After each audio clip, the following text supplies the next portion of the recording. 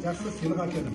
Бұл қазағымыздан ертеден келе жатқан қанталапар ойына асықтар жинау, бұнда саусақтың қозғалуы, ой қабілеті балалардың дамытады өте. Сосын ергендік бар, бұның ішінде біріне асықты жинап алу.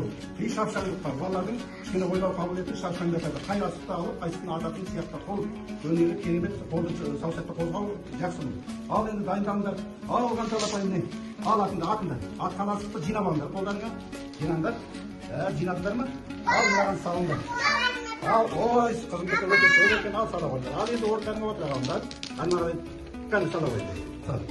Сала болды. Ал енді орындарыңа отыра қалыңдар. Ал енді балалар меселерге қазып отыра қойыңдар. Меселерге қазып батыра беремін.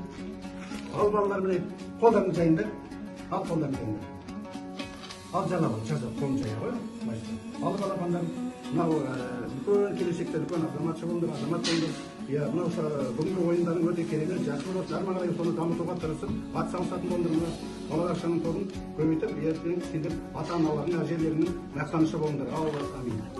Ата-аналарымыз, балаларымыз 6 бақан теуіп ойнаған, 6 бақан ағым көріп тұр ма? 6 бақан теуіп киіз үйдің жанында, сосын асық ойнайтын осы жерлерде, судың жиегінде, қоғамның жанында, мынау кішкентай ошағы ет асатын, мынау киіз үйіміз шаңырақтың. Айтады ғой, шаңыраққа қараңдар деп көрдіңіздер ме? Ең үстінде шаңырақ, сосын күн салқын, жең бір жауын шашын болған кезде шаңырақты жауып қояды. Сіздің көрдіңіздер ме? Жабатыны бар, сосын төрт бұрышынан тартып байлап қояды.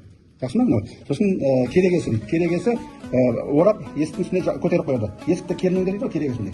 Есігі алдыңғы жағы. Мынау 6 бақанға екі жағына 2 бала отыра қалып, теуіп екі жаққа шайқатылып ойнайды. Білесіздер ме? Көрдіңіздер ме? Ішінде бар. Енді артынан қарай қараңыздар. Баяғыда аталарымыз суды аңсаған жасыл шөп, сол судың жанында керемет көрдіңіздер ме? Табиғаттың, қазақтың жерінің.